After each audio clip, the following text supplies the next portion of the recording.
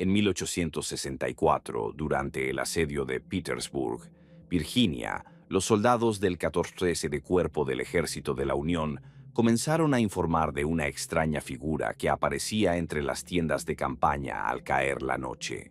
Las descripciones eran similares: una figura alta y oscura, sin rasgos faciales discernibles, que se movía silenciosamente entre las filas de personas dormidas. A finales de octubre de ese año, 8 soldados fueron encontrados muertos en sus camas, estrangulados por una fuerza desconocida, sin signos de lucha ni presencia del enemigo. Los informes oficiales del mando atribuyeron las muertes a enfermedades y agotamiento, pero los diarios de los soldados supervivientes y las cartas enviadas a casa contaban otra historia: la historia de algo inhumano que cazaba en la oscuridad entre las tiendas del Ejército de la Unión. Los registros indican que la primera aparición tuvo lugar en la noche del 15 al 16 de octubre de 1864 en el campamento de la Segunda Brigada del 14º Cuerpo, situado a unas 2 millas al este de la línea de fortificaciones de asedio alrededor de Petersburg. El campamento ocupaba una llanura entre 2 colinas cubiertas de un escaso bosque de robles, por la que discurría un pequeño arroyo que abastecía de agua a los soldados. Las tiendas estaban dispuestas en filas, unas 380 cubiertas cónicas de lona, en cada una de las cuales se alojaban entre 4 y 6 personas sobre un suelo sucio cubierto de paja y mantas. Ese año, octubre, fue frío en Virginia. La temperatura nocturna bajaba hasta los 35 o 40 grados Fahrenheit y las nieblas matinales se mantenían sobre el campamento hasta el mediodía. Las lluvias de las semanas anteriores habían convertido el terreno entre las tiendas en un lodazal que en algunos lugares llegaba hasta los tobillos. Los soldados llevaban uniformes de paño azul empapados, pantalones metidos en botas altas y capas de lana para protegerse del frío. La mayoría estaban agotados tras 4 meses de asedio. Las raciones se habían reducido a 1,5 libras de carne salada, frijoles y galletas al día, y muchos padecían disentería y fiebre. El cabo Nathaniel Holbrook, de la compañía G del 48, o Regimiento de Infantería de Pensilvania, fue uno de los primeros en ver la figura. Holbrook tenía 31 años. Antes de la guerra trabajaba como carpintero en Filadelfia. Se alistó en el ejército en 1862 y participó en las campañas de Virginia, incluida la batalla de Cold Harbor en la primavera de ese año. Era centinela nocturno en el sector comprendido entre las filas 4ª y 5ª de tiendas de campaña, y su deber consistía en patrullar el territorio desde las 11 de la noche hasta las 3 de la madrugada, velar por el cumplimiento de la disciplina, comprobar que las hogueras estuvieran apagadas y que nadie deambulara entre las tiendas después del toque de queda. La noche del 16 de octubre fue especialmente oscura. Las nubes cubrían la luna y la visibilidad se limitaba a unos 15 o 20 pies, desde la tenue luz de varias lámparas de queroseno que colgaban de postes a lo largo de la carretera principal del campamento. Holbrook patrullaba su zona, caminando lentamente por el barro, tratando de no hacer ruido con sus botas. Oía los sonidos nocturnos habituales del campamento, ronquidos procedentes de las tiendas, alguna que otra tos, voces lejanas de los centinelas en el perímetro, ladridos de perros en la caravana. Hacia la 1 de la madrugada, según su estimación, no tenía un reloj preciso, se orientaba por la posición de las estrellas cuando las nubes se disipaban. Holbrook pasaba junto a la 7ª tienda de la 5ª fila cuando notó un movimiento delante de él. Se detuvo y miró fijamente en la oscuridad. Entre las tiendas, a unos 30 pies de él, se movía una forma alta y oscura. La silueta estaba difuminada por la niebla, pero tenía claramente forma humana.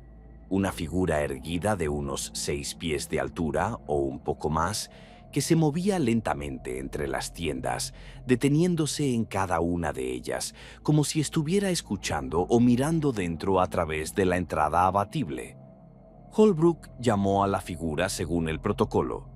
«¿Quién va?», Identifíquese y diga a qué unidad pertenece. La figura no respondió ni se detuvo. Continuó moviéndose lentamente a lo largo de la fila de tiendas.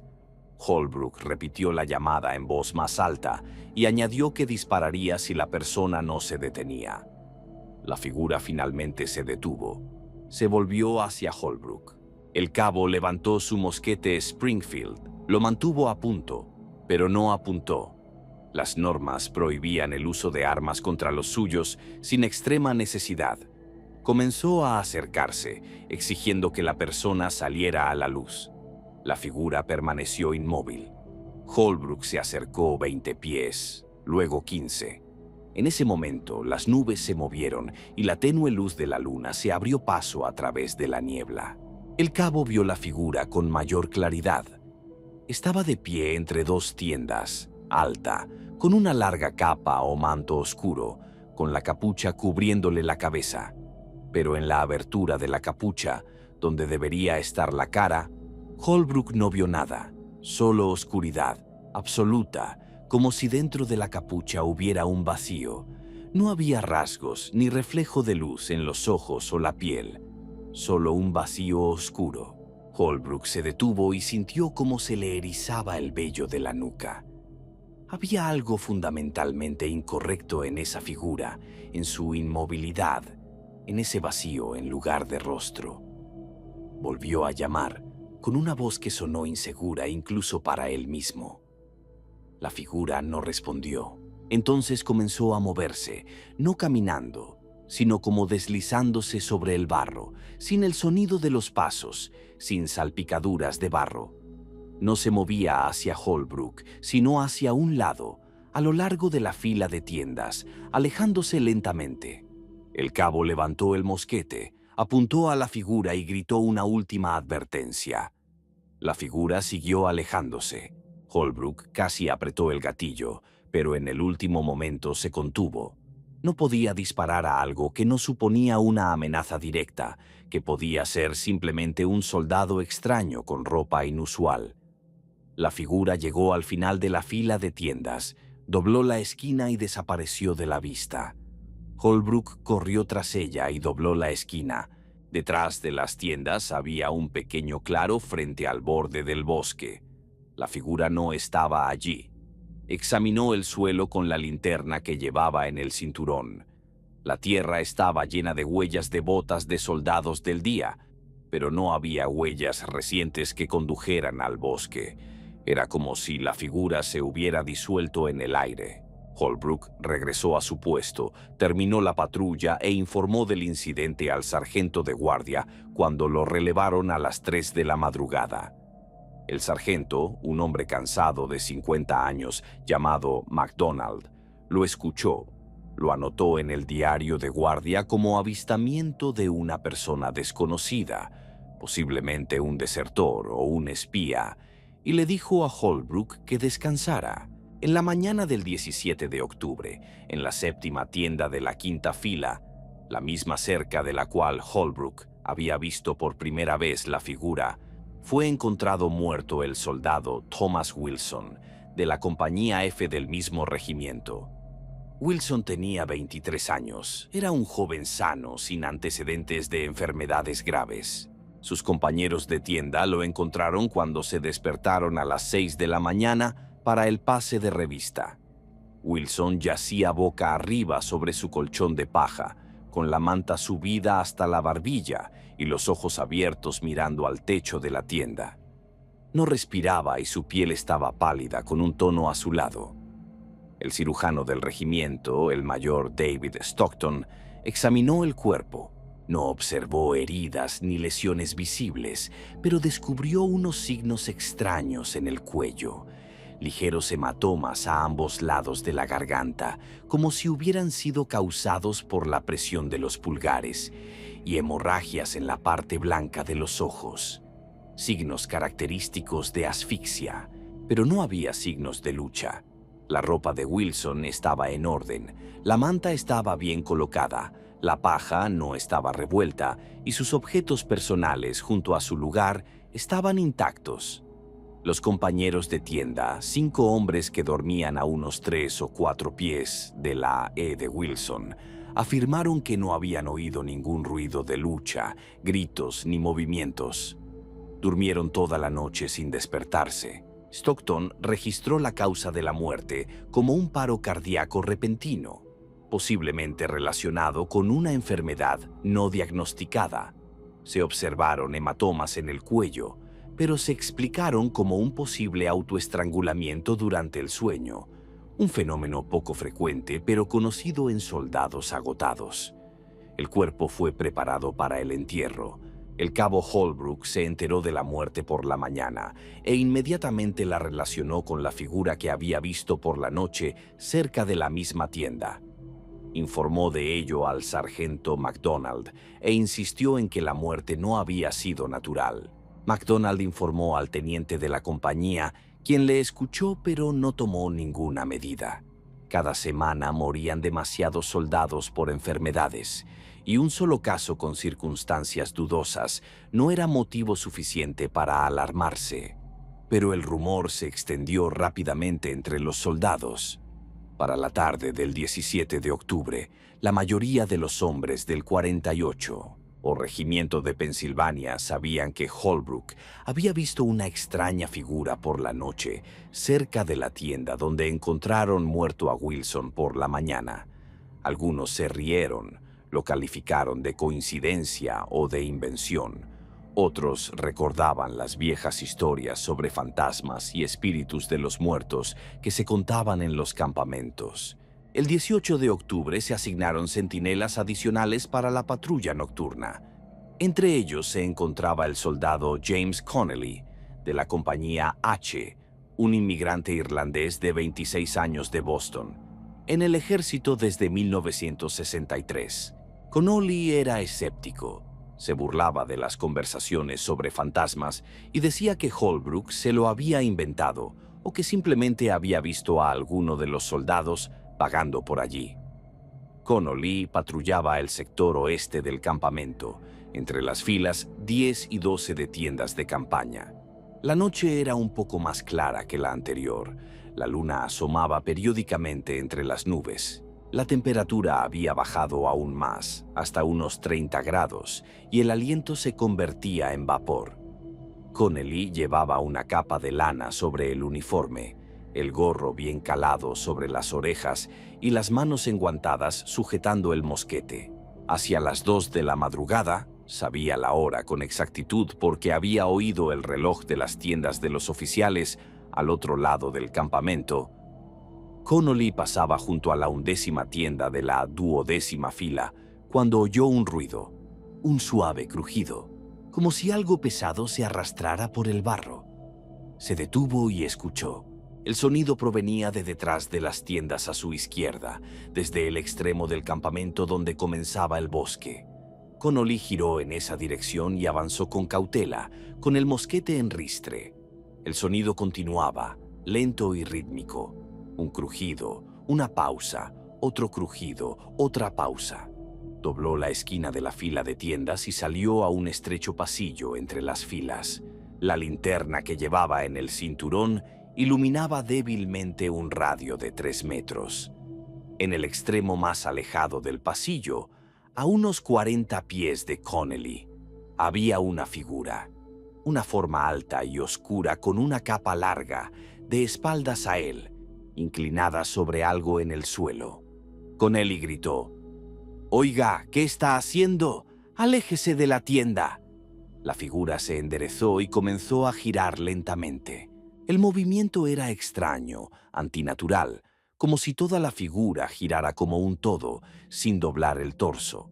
La figura se volvió hacia Connolly. El irlandés levantó la linterna y la luz cayó sobre la capucha de la capa. Dentro de la capucha había oscuridad, un vacío negro absoluto donde debería estar la cara, sin rasgos, sin ojos, sin nada, solo un agujero. Connolly sintió cómo se le encogía el estómago por el miedo instintivo. Levantó el mosquete, apuntó a la figura y gritó que se detuviera. La figura comenzó a moverse, no hacia él, sino a lo largo del pasillo, deslizándose sobre el barro sin hacer ruido. Connolly disparó. El estruendo del disparo rompió el silencio de la noche. El destello del cañón iluminó el pasillo por un instante. La bala debía haber dado en el blanco. La distancia era inferior a 40 pies y Connolly era un tirador experimentado. Pero la figura no cayó, ni siquiera se detuvo. Siguió deslizándose por el pasillo, llegó al final de la fila de tiendas, dobló la esquina y desapareció. Connolly se lanzó en su persecución, recargando el mosquete mientras corría. Sacó un cartucho de la bolsa, rompió el envoltorio de papel con los dientes, echó pólvora en el cañón e introdujo la bala con el baqueta. Dobló la esquina donde había desaparecido la figura. Allí había un pequeño claro entre el campamento y el bosque, unos 30 pies de espacio abierto. La figura no estaba por ninguna parte. El disparo despertó a la mitad del campamento. Los soldados salieron corriendo de las tiendas. Los oficiales llegaron gritando qué pasaba, quién disparaba. Connolly explicó que había visto una figura desconocida entre las tiendas, que le había disparado, pero que había desaparecido. El teniente de la compañía organizó un rápido registro. 20 hombres con linternas peinaron el terreno entre las tiendas y el borde del bosque. No encontraron a nadie. Revisaron todas las tiendas. Todos los soldados estaban en sus lugares. No faltaba nadie. En la mañana del 19 de octubre, en la tienda número 11 de la fila 12, donde estaba la figura antes de que Connolly la viera, encontraron muerto al soldado Henry Parker, de la compañía K. Parker tenía 35 años, era granjero del oeste de Pensilvania y tenía una complexión fuerte. Lo encontraron en la misma postura que a Wilson, tumbado boca arriba, con la manta estirada y los ojos abiertos. El mayor Stockton examinó el cuerpo y encontró signos idénticos: hematomas en el cuello causados por la presión de los dedos, hemorragias en los ojos y ausencia de signos de lucha. Esta vez, los oficiales no pudieron ignorar el patrón. 2 muertes en 3 noches, ambas con signos de asfixia, ambas en tiendas de campaña, cerca de las cuales los centinelas habían visto una extraña figura. El capitán de la compañía, Samuel Higgins, informó al comandante del regimiento, el coronel Joshua Chamberlain, no al famoso Joshua Chamberlain del 20º de Maine, sino a su homónimo que comandaba el 48º de Pensilvania. Chamberlain ordenó una investigación. El mayor Stockton realizó un examen post-mortem más detallado de los cuerpos de Wilson y Parker. Ambos presentaban lesiones similares en el cuello, daño en el hueso sublingual, hemorragias en los tejidos blandos de la garganta y signos de presión en las arterias carótidas. La muerte por asfixia era indudable en ambos casos. Pero lo extraño era la ausencia de heridas defensivas en las manos o debajo de las uñas de las víctimas. Cuando se estrangula a una persona, esta lucha instintivamente, araña las manos del agresor y deja marcas en su propio cuello al intentar liberarse de la presión. Wilson y Parker no presentaban tales marcas. Era como si no se hubieran resistido o no hubieran podido resistirse. También era extraño que no hubiera testigos. En ambas tiendas dormían entre 5 y 6 personas en un espacio de aproximadamente 10 por 10 pies. Estrangular a una persona requiere tiempo, como mínimo 2 o 3 minutos de presión constante sobre la garganta. La víctima emite sonidos, jadea, se retuerce. ¿Cómo es posible que ninguno de sus compañeros de tienda se despertara, que ninguno oyera la lucha? El coronel Chamberlain ordenó reforzar la vigilancia nocturna. En lugar de un solo centinela por sector, se asignaron parejas y se ordenó patrullar en grupos, sin separarse. También ordenó instalar linternas adicionales a lo largo de todas las filas de tiendas de campaña para iluminar al máximo el campamento por la noche. La noche del 19 de octubre, el campamento parecía más luminoso de lo habitual. Decenas de linternas de queroseno colgaban de postes a lo largo de los pasillos entre las filas de tiendas. Las hogueras ardían en los cruces de caminos y había centinelas adicionales cada 50 yardas. Los soldados estaban tensos, muchos no querían dormir, se sentaban en grupos en las tiendas, hablaban en voz baja y tenían las armas a mano. El cabo Holbrook y el soldado Connelly fueron asignados a una pareja de patrulla y se les asignó el sector entre las filas octava y décima. Patrullaban juntos, ambos con mosquetes cargados, y Holbrook llevaba una linterna adicional. La noche era fría y clara, y la luna casi llena proporcionaba buena luz. Hacia la 1 de la madrugada patrullaban el lado oeste del sector, cuando Connelly se detuvo y señaló con la mano hacia el bosque al otro lado del campamento. Holbrook miró en esa dirección. Entre los árboles, a unos 100 metros del campamento, se movían unas luces, no fijas, sino móviles, múltiples puntos de luz tenue, como un grupo de personas con linternas. Pero las luces se movían de forma extraña, flotando hacia arriba y hacia abajo, parpadeando, desapareciendo y reapareciendo. Holbrook y Connelly observaron durante varios minutos. Las luces continuaron moviéndose por el bosque, acercándose lentamente al borde del campamento. Holbrook envió a Connelly a informar a los oficiales y se quedó observando. Connelly regresó 5 minutos después con el teniente William Foster y otros 4 soldados. Para entonces, las luces estaban a unos 50 metros del borde del campamento. El teniente Foster ordenó al grupo que se preparara y no disparara sin orden. Los 6 hombres se colocaron en el borde del campamento con los mosquetes listos, mirando las luces que se acercaban. La distancia se redujo a 30 yardas, luego a 20. A la luz de la luna se podía distinguir que las luces no eran antorchas ni linternas, sino que parecían provenir del interior de la niebla, un resplandor verdoso y parpadeante sin fuente visible. A unos 15 metros, las luces se detuvieron. Los soldados vieron unas figuras, siluetas oscuras entre los árboles, rodeadas por ese resplandor verdoso. Era difícil contarlas con exactitud, las formas se superponían, parpadeaban, pero parecía que eran más de una docena. Todas eran altas, vestían ropas largas y oscuras y permanecían completamente inmóviles. El teniente Foster les gritó: «Identifíquense, unidad y objetivo». No hubo respuesta. Las figuras permanecieron en silencio. Foster repitió la orden en voz más alta y añadió que abriría fuego si no obtenía respuesta. Las figuras permanecieron inmóviles. Uno de los soldados, un joven soldado raso llamado Daniel Ward, susurró que veía sus rostros, o más bien la ausencia de ellos. Holbrook miró más atentamente y entrecerró los ojos.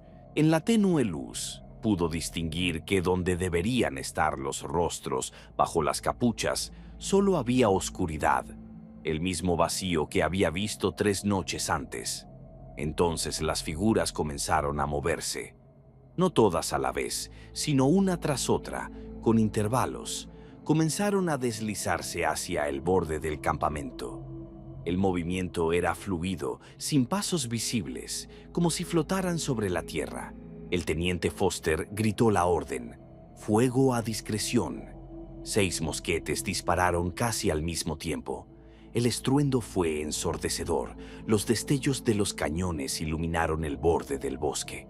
El humo de la pólvora negra cubrió la vista durante unos segundos. Cuando el humo se disipó, las figuras habían desaparecido. Desaparecieron por completo, junto con el resplandor. El bosque estaba vacío y en silencio. El grupo permaneció en alerta, recargando las armas con manos temblorosas. Esperaron 5 minutos, 10. Nada se movía en el bosque. El teniente Foster no se atrevió a enviar a sus hombres al bosque por la noche para investigar. Ordenó regresar al campamento y duplicar la guardia en ese lado. Por la mañana del 20 de octubre no encontraron ningún cadáver en las tiendas. Todos los soldados estaban vivos, no había nuevas víctimas. Esto dio esperanzas de que el refuerzo de la vigilancia y los disparos hubieran ahuyentado a lo que fuera, pero el 21 de octubre la situación empeoró. Llegó al campamento el capellán del regimiento, el capitán Edward Holmes, que había pasado los últimos días en el hospital de la brigada, a 2 millas al norte, atendiendo a los heridos. Holmes trajo noticias alarmantes. En las últimas 4 noches, 5 soldados heridos habían muerto en el hospital en circunstancias extrañas. Todos fueron encontrados muertos al amanecer, todos con signos de asfixia.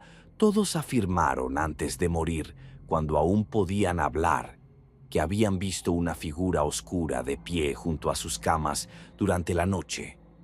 El coronel Chamberlain convocó una reunión de oficiales.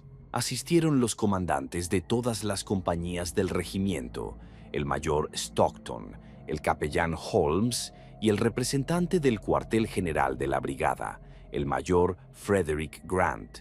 Debatieron la situación e intentaron encontrar una explicación racional. El mayor Stockton sugirió que se trataba de una epidemia de alguna enfermedad de acción rápida que afectaba al sistema respiratorio. El capellán Holmes mencionó con cautela la posibilidad de una causa espiritual, diciendo que había visto demasiadas muertes en esta guerra, que la tierra estaba empapada de sangre y que tal vez los muertos no encontraban descanso. La mayoría de los oficiales rechazaron las explicaciones místicas y se inclinaron por la enfermedad o por una posible serie de asesinatos cometidos por alguien mentalmente inestable. Pero no podían explicar cómo el asesino entraba y salía del campamento vigilado sin ser visto, cómo estrangulaba a sus víctimas sin que éstas opusieran resistencia, porque ninguno de los testigos podía dar una descripción clara, salvo la de una figura oscura sin rostro. Decidieron reforzar las medidas. Aumentaron las patrullas nocturnas a 3 personas, ordenaron a todos los soldados que durmieran completamente vestidos y con las armas a mano, y establecieron la norma de que 2 personas en cada tienda debían permanecer despiertas durante la noche por turnos. La noche del 22 de octubre, el cabo Holbrook se encontraba en su tienda en la 5ª fila junto con 5 compañeros. Seguían las nuevas normas. Holbrook y el soldado Samuel Brooks permanecieron despiertos durante la primera mitad de la noche, sentados en sus esteras de paja, con los mosquetes en las rodillas y una linterna encendida en el centro de la tienda. Los otros 4 dormían, o intentaban dormir, envueltos en mantas. Hacia medianoche, Holbrook oyó un ruido fuera, un suave crujido, el mismo que había descrito Connelly, como si algo pesado se arrastrara por el barro alrededor de la tienda. Holbrook y Brooks se miraron, ambos lo habían oído. El ruido continuó, rodeando la tienda en círculo, lento y rítmico. Holbrook cogió la linterna, abrió la entrada abatible de la tienda y miró fuera. El pasillo entre las filas de tiendas estaba iluminado por linternas en postes, con buena visibilidad de unos 9 metros a cada lado. No vio nada que se moviera, pero el ruido continuaba, ahora en la parte trasera de la tienda. Holbrook salió, seguido por Brooks. Rodeaban la tienda con la linterna en alto y los mosquetes preparados. No había nadie, pero en el barro cerca de la pared trasera de la tienda había huellas, no de botas, sino extrañas surcos largos, como si algo se hubiera arrastrado paralelo a la tienda. Los surcos tenían unos 2 o 3 pulgadas de ancho, eran poco profundos, recorrían todo el lado de la tienda y luego giraban en la esquina. Holbrook y Brooks siguieron los surcos. Conducían entre las tiendas, serpenteaban, cruzaban el pasillo y se alejaban hacia el borde del campamento.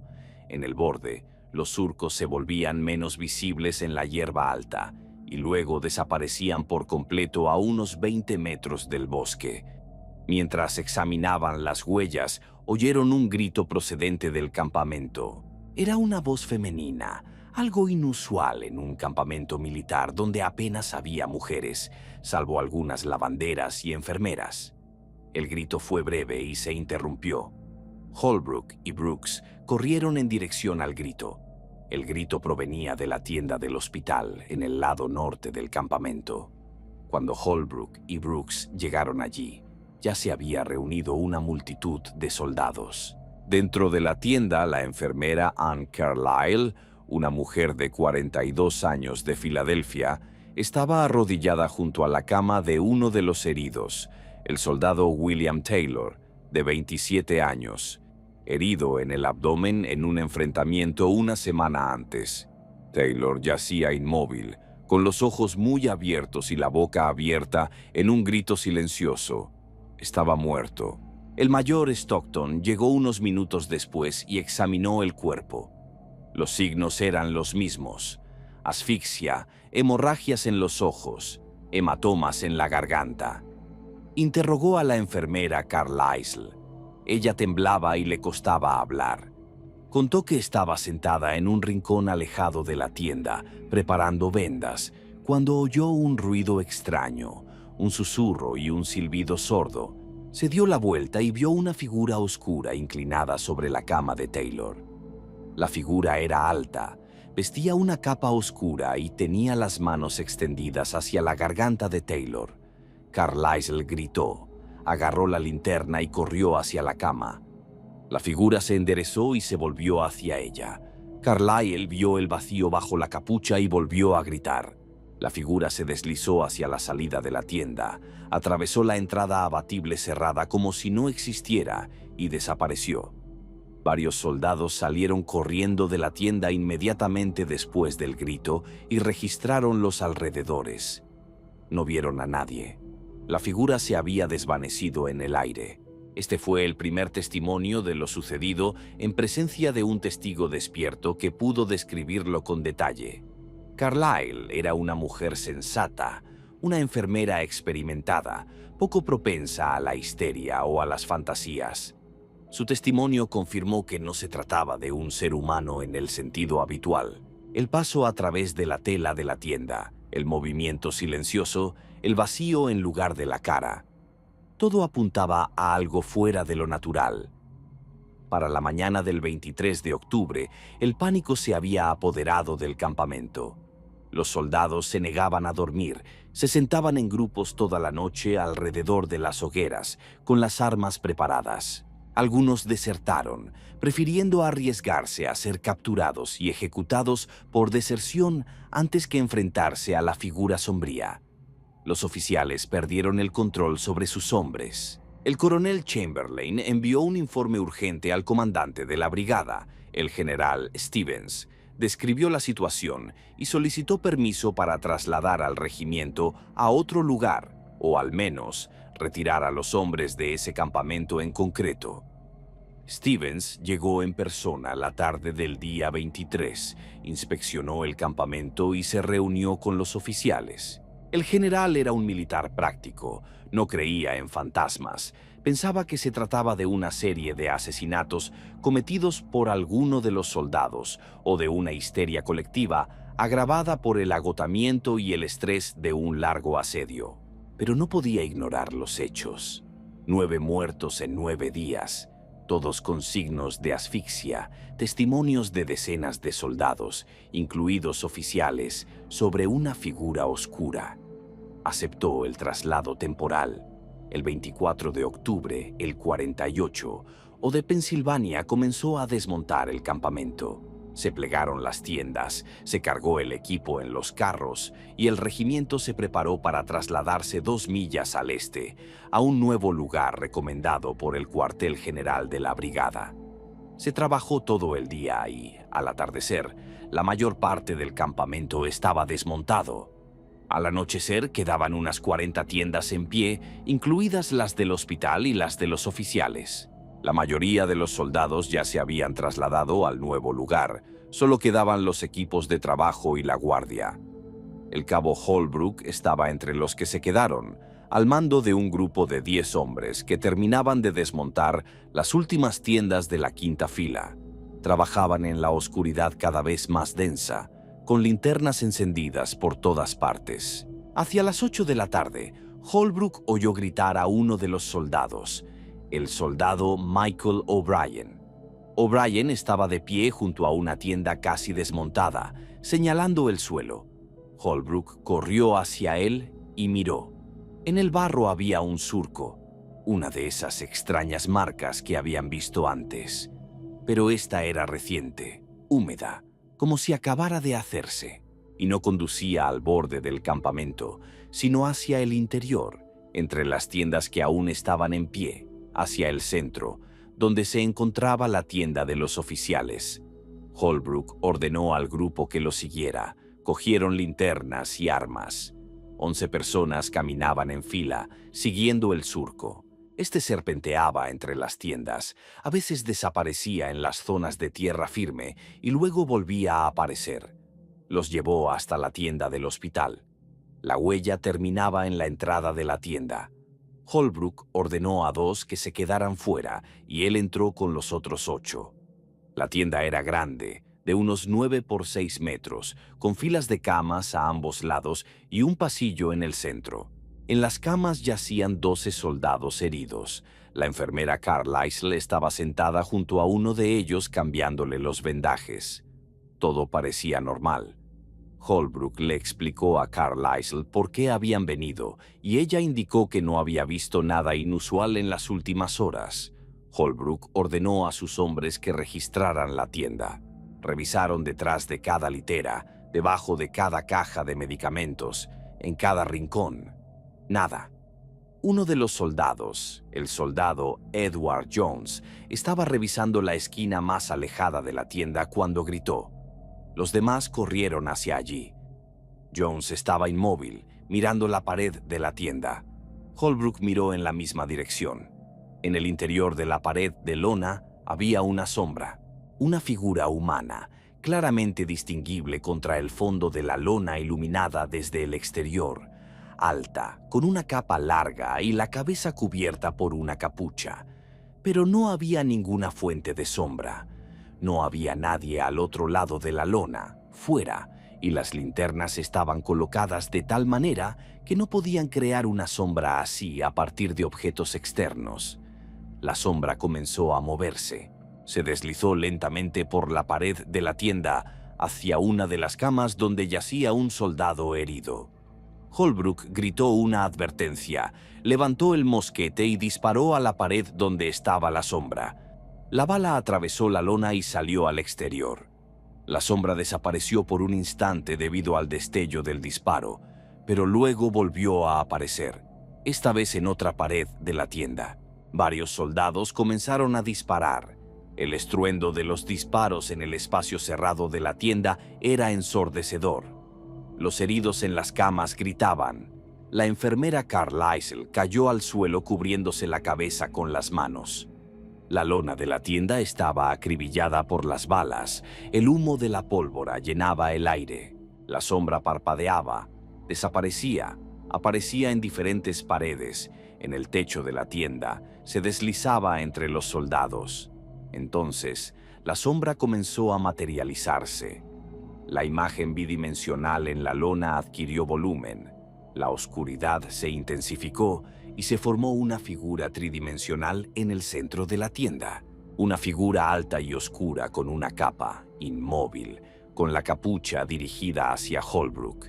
Holbrook recargó el mosquete con manos temblorosas. Apuntó a la figura desde una distancia de 3 metros y disparó directamente al centro de la masa. La bala atravesó la figura como si fuera humo y golpeó la pared trasera de la tienda. La figura no se tambaleó ni se movió. Luego, la figura levantó las manos. El movimiento fue lento, fluido. Las manos eran largas, delgadas, con dedos desproporcionadamente largos. La figura extendió las manos hacia Holbrook. El cabo sintió un frío absoluto y penetrante, como si el aire a su alrededor se hubiera convertido en hielo. La respiración se le congeló en los pulmones, las extremidades se le entumecieron. No podía moverse, no podía gritar. La figura se acercaba, las manos se extendían hacia su garganta. En ese momento, el capellán Holmes irrumpió en la tienda. En sus manos sostenía una cruz de campaña, de madera, sencilla, que llevaba colgada del cuello con un cordón. Levantó la cruz y comenzó a leer en voz alta una oración en latín, palabras del ritual del exorcismo, un antiguo rito de expulsión de demonios. La figura se detuvo, se volvió hacia el capellán. El vacío de la capucha miraba la cruz. Holmes siguió leyendo. Su voz se hizo más fuerte, más segura. Dio un paso adelante, sosteniendo la cruz frente a él. La figura comenzó a retroceder, lentamente, resistiéndose, pero retrocediendo. Holmes la siguió sin dejar de leer. La figura llegó a la pared de la tienda, atravesó la lona y se disolvió en la oscuridad del exterior. Holmes bajó la cruz y dejó de leer. Holbrook cayó de rodillas, llenó sus pulmones de aire y sintió cómo la sangre volvía a sus extremidades. El resto de los soldados permanecían inmóviles. Nadie se movía. La enfermera Carlisle lloraba en silencio en un rincón. El capellán Holmes se volvió hacia los soldados. Dijo que no era la primera vez que se enfrentaba a algo así en esta guerra, que la tierra donde se ha derramado tanta sangre se vuelve frágil. La frontera entre el mundo de los vivos y los muertos se debilita, que aquellos que murieron en medio de la furia, el dolor y el miedo a veces no se van por completo, sino que permanecen como sombras, alimentándose del miedo de los vivos. Holmes explicó que el lugar donde se encontraba el campamento había sido un campo de batalla hacía mucho tiempo, no en esta guerra, sino en la Guerra de Independencia 80 años atrás. Las tropas británicas quemaron allí una pequeña aldea y mataron a sus habitantes. La tierra lo recuerda. Y ahora, cuando el ejército vuelve a estar aquí, se vuelve a derramar sangre y las viejas sombras se han despertado. Dijo que había que completar la evacuación de inmediato, no quedarse aquí ni una noche más, que había que santificar el lugar antes de partir, realizar un rito de despedida para los muertos. El coronel Chamberlain llegó al oír los disparos y escuchó el informe. Ordenó que se terminara inmediatamente el desmantelamiento, que todas las personas y el equipo que quedaban abandonaran el antiguo campamento antes de medianoche. El trabajo se aceleró, los soldados trabajaban a un ritmo frenético. A las 11 de la noche se desmontó la última tienda y se cargó el último carro. El capellán Holmes se quedó solo en el claro vacío donde se encontraba el campamento. Realizó un breve ritual. Leyó oraciones por los muertos, roció la tierra con agua bendita que había traído del hospital y trazó una cruz en el aire en las 4 direcciones cardinales. Luego se marchó y se unió al regimiento en el nuevo campamento. Esa noche no hubo incidentes en el nuevo lugar. Los soldados durmieron inquietos, pero sin sufrir ataques. Por la mañana del 25 de octubre, todos estaban vivos. Los días siguientes transcurrieron tranquilamente. No hubo nuevas muertes por asfixia, ni se observaron figuras oscuras. La vida en el campamento volvió gradualmente a la rutina del asedio. Patrullas, guardias, raros enfrentamientos con las fuerzas de la Confederación, pero se evitaba el lugar del antiguo campamento. Se ordenó a los soldados que no se acercaran a ese claro sin necesidad. Los que pasaban por allí por motivos de servicio contaban que sentían frío allí incluso durante el día, que oían ruidos extraños procedentes del bosque circundante, que veían movimientos en la niebla que no eran animales. A principios de noviembre, un grupo de exploradores de otro regimiento, que no conocían la historia, acamparon temporalmente en ese claro durante una noche. Por la mañana uno de ellos fue encontrado muerto, estrangulado en su tienda de campaña. Los demás informaron de que habían visto figuras oscuras entre los árboles durante toda la noche. Tras este incidente, el mando de la brigada prohibió oficialmente el uso de ese territorio para cualquier fin militar. El 48, o de Pensilvania, permaneció en la zona de Petersburg hasta el final del asedio en abril de 1865. Las bajas por combate y enfermedades fueron considerables. al igual que en todo el ejército del Potomac, pero no se produjeron más casos de estrangulamiento de soldados en las tiendas de campaña, ni se observaron figuras oscuras en el nuevo campamento. El cabo Nathaniel Holbrook sobrevivió a la guerra y regresó a Filadelfia en junio de 1865. Volvió a trabajar como carpintero, se casó y tuvo 3 hijos. Murió en 1902 a la edad de 69 años. En las cartas personales que escribió a su hermano en los años 70, Holbrook mencionaba octubre de 1864 como el período más terrible de la guerra, más terrible que cualquier batalla. Escribía que a veces todavía se despertaba por la noche, sintiendo el frío glacial que lo invadió en la tienda del hospital, cuando una figura extendió sus manos hacia su garganta. El soldado James Connolly también sobrevivió, regresó a Boston y trabajó en los muelles. Rara vez hablaba de la guerra, pero cuando bebía con otros veteranos, a veces contaba lo de la figura oscura en el campamento cerca de Petersburg. La mayoría de los oyentes lo consideraban una invención o una exageración. El capellán Edward Holmes siguió sirviendo en el ejército hasta el final de la guerra. Luego volvió al clero civil y se convirtió en sacerdote en Nueva York. Escribió varios artículos sobre los aspectos espirituales de la guerra, sobre cómo la violencia extrema y la muerte afectan a la atmósfera espiritual de los lugares. Mencionó el caso de octubre de 1964 como ejemplo de que la ciencia moderna no puede explicar todos los fenómenos, que existen fuerzas más allá del mundo material. El mayor David Stockton continuó su carrera médica después de la guerra y se convirtió en un cirujano famoso en Baltimore. En sus publicaciones profesionales nunca mencionó los casos de asfixia en el 48 o Regimiento de Pensilvania. Los consideraba una anomalía que no podía explicar en el marco de la medicina científica y prefería no discutir públicamente.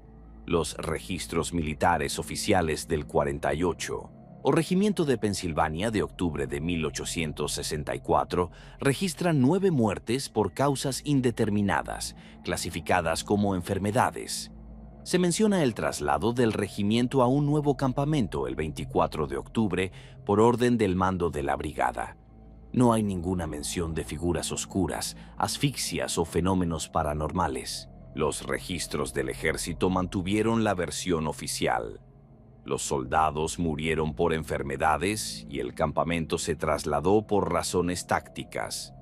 Pero los diarios personales, las cartas enviadas a casa y los recuerdos publicados décadas más tarde contaban una historia diferente.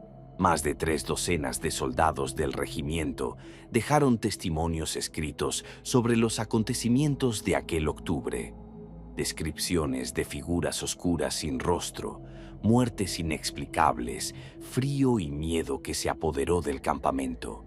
El lugar del antiguo campamento permaneció abandonado hasta el final de la guerra. Tras el fin de las hostilidades, el territorio volvió a ser utilizado por la población civil y los agricultores comenzaron a cultivar la tierra. Pero entre los habitantes locales seguían circulando historias sobre extrañas luces visibles en el bosque por la noche, figuras que aparecían en la niebla y animales que se negaban a acercarse a determinadas zonas.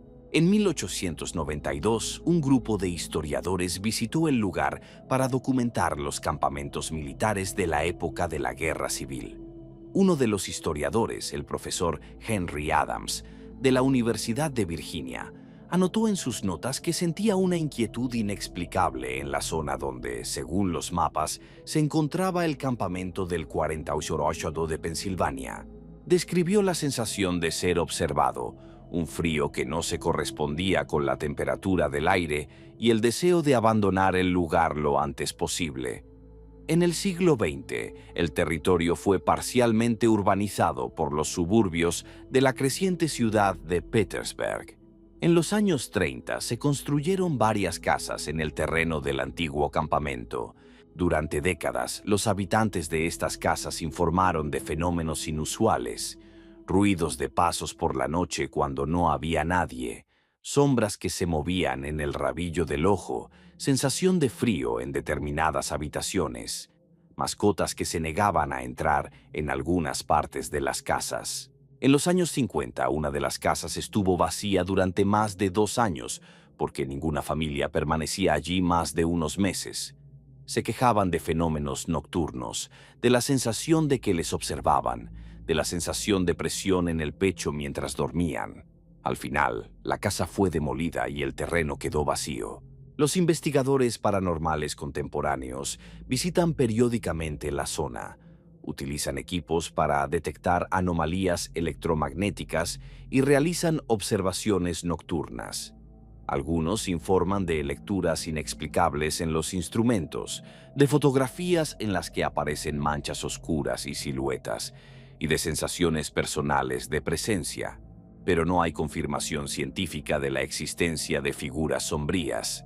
Los escépticos explican los acontecimientos de octubre de 1864 como una histeria colectiva agravada por el estrés de la guerra y las malas condiciones sanitarias, y suponen que las muertes fueron el resultado de una enfermedad desconocida o de una serie de asesinatos que nunca se resolvieron. Los creyentes señalan la coherencia de los testimonios de fuentes independientes, los detalles que son difíciles de explicar como alucinaciones o inventos, y la eficacia del ritual religioso para detener los fenómenos. La verdad sigue siendo desconocida. Nadie puede decir con certeza si las figuras sombrías eran espíritus de los muertos, demonios, una alucinación colectiva o algo que escapa al entendimiento humano. Lo que se sabe es que 9 soldados murieron en 9 noches en el campamento del 48, o regimiento de Pensilvania en octubre de 1864. Todos eran hombres jóvenes y sanos. Todos fueron encontrados estrangulados sin signos de lucha. Decenas de testigos vieron figuras oscuras sin rostro merodeando entre las tiendas. Y cuando el campamento se trasladó, las muertes cesaron.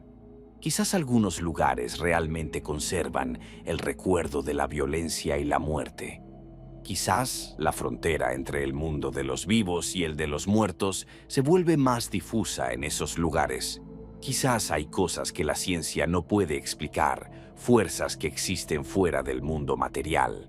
O tal vez todo fue una coincidencia, una enfermedad, el miedo y el cansancio de los soldados que crearon una ilusión colectiva. Cada uno puede decidir por sí mismo en qué creer. Pero el hecho es que una parcela de tierra a 2 millas al este de Petersburg, en Virginia, sigue inquietando a quienes conocen su historia. Y en las brumosas noches de octubre, si se escucha con atención, se puede oír un sonido, un suave crujido, como si algo pesado se arrastrara por el suelo entre las tiendas invisibles de un campamento que ya no existe. Si te ha gustado la historia, dale a me gusta, suscríbete y escribe en los comentarios desde dónde nos escuchas. Nos vemos en el próximo episodio.